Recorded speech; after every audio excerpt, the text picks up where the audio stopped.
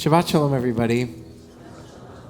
I want to share with you that it had always been the dream that I had since I started at Temple Israel to take the Riverway project, our 20s and 30s group, on to a trip to Israel. That is something that I've always wanted to do, and it was never possible, mostly because of finances, because a trip to Israel is a very expensive experience, but no doubt in my mind that it was important and impactful and something that I needed to do.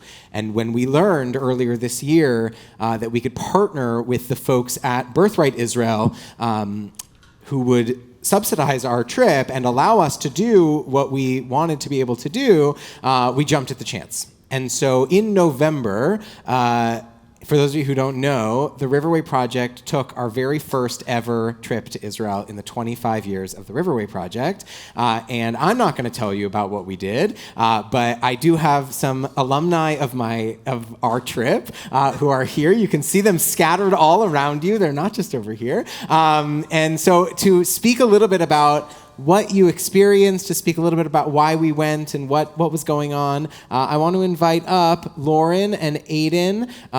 Yes, and Isabel's coming too, and not Hannah. Great. Lauren, Isabel, and Aiden to share a little bit about your experience. And the microphones are here. Great. You can pass this around. Testing. Hello, everyone. Shabbat Shalom. Shana Tova.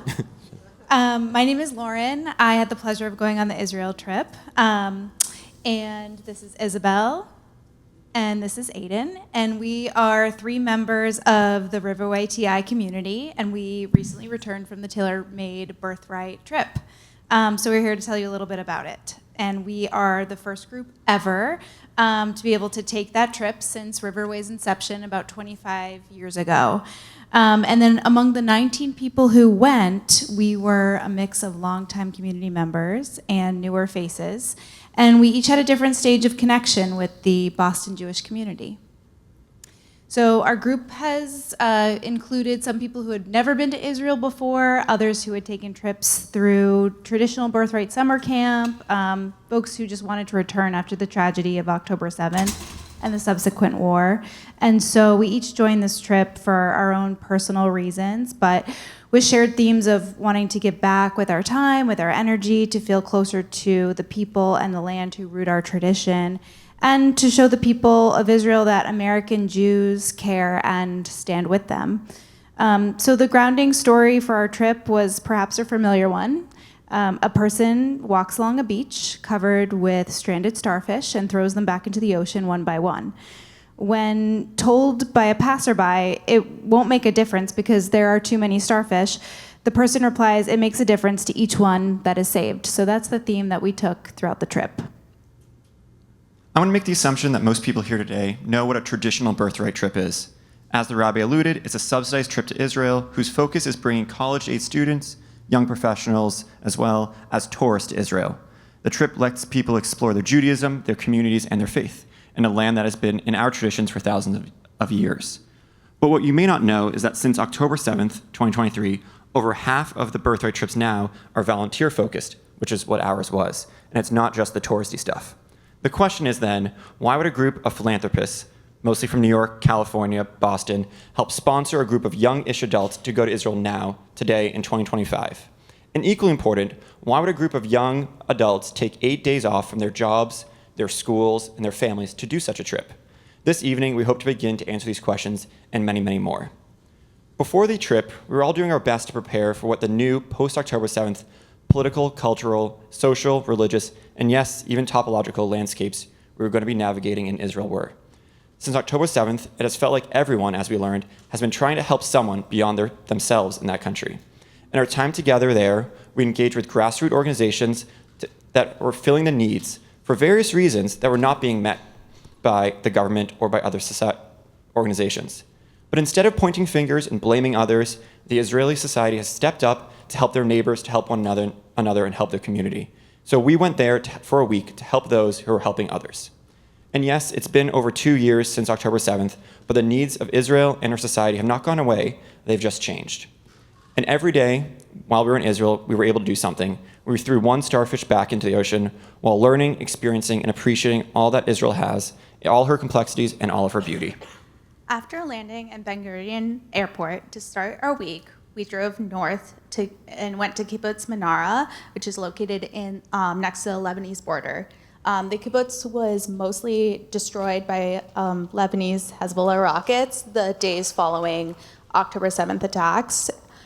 In partnership with an organization called Vinatata, we built a garden to contribute to the rebuilding of the kibbutz, since it was still pretty much uninhabitable for the families to return. A lifelong resident guided us on a tour, and she shared firsthand experiences, including a bomb shelter where she learned how to walk as a baby. She wore a shirt adorned with red poppies, which is Israel's national flower, in honor of the hostages. As she brought us from home to home, she reflected, "I can't wait until I can wear shirts that no longer have to do with the war." That afternoon, we visited Madras Shams, a Druze community on the Syrian border, a place that not many people really knew other than the food, until a Lebanese Hezbollah rocket killed 12 Druze children who were playing on a soccer field. Our guide, Anwar, introduced us to the Druze religion and the community's history. We learned that Druze avoid memorials due to their belief in reincarnation. The next day, we worked with an organization called Osim Shukuna, which means building neighborhoods, in a town called Lod.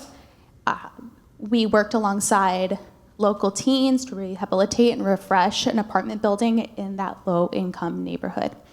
On Thursday, we drove south towards the Gaza envelope and started off the day picking olives on a farm. We were told by the farm owner's son that many of the farm workers were Gazan citizens who participated on October 7th. He spoke about the feeling of immense betrayal and how many of the olive trees that we were seeing would go to waste because he didn't have enough hands to help him harvest with harvesting, and truly relied on volunteers like us. So from there, we continued to the Nova Festival site. We were passing Kibbutz Be'eri and seeing homes being rebuilt along the way. And one area was filled with trees in the memorial, and then the other space was created by family and friends, and that was made of photos and personal stories of the victims. So just standing there with such horrific events that had occurred, just affecting people of our own age, it was really devastating, but it also, at the same time, brought a really powerful sense of unity and strength. And in our debrief, we were able to sort of sit in silence and also to talk with each other about how we were feeling. And we reflected a lot on themes of community and resilience and hope. And we actually remembered a singer-songwriter, Uval Raphael. She was a Nova survivor, and she later placed second in the Eurovision, which is a song contest show, with her song A New Day Will Rise. And that was certainly a day that we will also never forget. Friday, we began volunteering at Keren Or Farm, a sanctuary for rescued and disabled animals and livestock. We met the daily volunteers at the farm, and they told us that all of their funding had been lost, and they were responsible for 480 animals with special needs, and they were surviving solely on donations and volunteers. As Shabbat fell upon us, we were asked by Rabbi Andrew to reflect on what we want to bring into Shabbat and what we want to leave behind going into Shabbat. Everyone's answers differed, but we all had the same feeling of meaningfulness and about how special it was to be in Israel celebrating Shabbat. Saturday was unprogrammed. Some of us attended a Reform Shabbat service. Others took a meditative walk on the beach. Others chose their own activities. But we each try to honor those intentions set the night before. On Sunday, we spent the day in Jerusalem. We began volunteering with JNF, clearing pine trees in the Jerusalem hills to help prevent wildfires like the fires that we had this past May. Afterwards, we visited the city. We explored Machane Yehuda, had lunch, toured the old city, went to the Kotel, and enjoyed some free time. Then came our final day, and we spent that volunteering and exploring Tel Aviv. In Petach Tikva, we worked with Israel Support Bridge, an organization that collects and distributes essential items across Israel during emergencies. And we also had the unexpected opportunity to write letters and assemble care packages for Israeli soldiers, which was an experience that was especially meaningful for so many of us. After a long week, we gathered one last time before our flight to reflect and returning to Israel at various stages of our lives, and during such a painful chapter of its history. So it really overall deepened our connection to the land and to the people who call it home. For as resourceful and technologically savvy as this tiny country of Israel is, she still faces so many immense unmet needs. And while our help was welcomed, it was clear that the needs stretched far beyond what we could offer. And even in the aftermath of October 7th, with communities torn apart, we felt overwhelming love, unity, determination, people rebuilding, giving back, finding moments of laughter, revealing a strength and hope that often is unseen beyond its borders. And finally, we would like to conclude by sharing this. A few times on the trip, we were tasked with thinking about what we want to bring back from Israel and commit to here in the United States, in Boston, in Massachusetts. While everyone's answer was different, there was a consistent theme that we each wanted to commit to not being silent or passive, to take initiative for causes we care about, build meaningful connections rooted in shared values, bring Jewish traditions and meeting more intentionally into our lives, our homes, and our family, and ultimately dance through life in honor of those who cannot anymore. In those short days, we created visible short-term assistance, made lifelong memories, and fosters connections that will go beyond the material. We are deeply, deeply grateful for everyone who made this experience possible, especially Rabbi Andrew for his vision and leadership, our incredible Israeli tour guide Halit, who's still on group chats with us, letting us know about all of her adventures, and many, many who worked behind the scenes in Israel and in Birthright Tiglit to make this trip a success. This may have been the first trip of its kind for Temple Israel, but we hope that in its success, the untapped potential it has revealed points to an opportunity for many, many more for it to come. And for those interested in continuing its impact, we're happy to stay back and share the names and organizations we worked with and talk about more personal stories. We're all mostly in that corner over there. And finally, to end with that starship metaphor that carried us through the trip, we urge everyone with this new year to think big, but act in small ways. You cannot change the entire ocean, nor the world, nor the universe, but you can make a difference one starfish at a time. Shabbat Shalom and Shana Tova. Shana Tova. Thank you so much to you three, to Isabel and Lauren and Aiden, and to everyone else who was a part of this trip. It was such an incredible experience. Okay. Oh, I didn't know about this part. We wanted to get you something very small as a token of our appreciation for being you. Wow. And for helping to lead such an incredible experience and making it so thoughtful and meaningful and, lovely. That is so lovely. Thank you so much.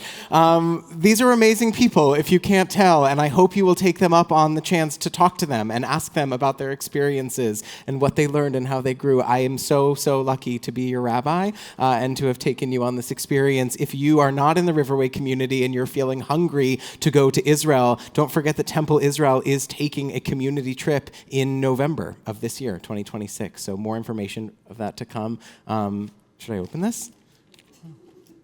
Thank you. Oh, this is large.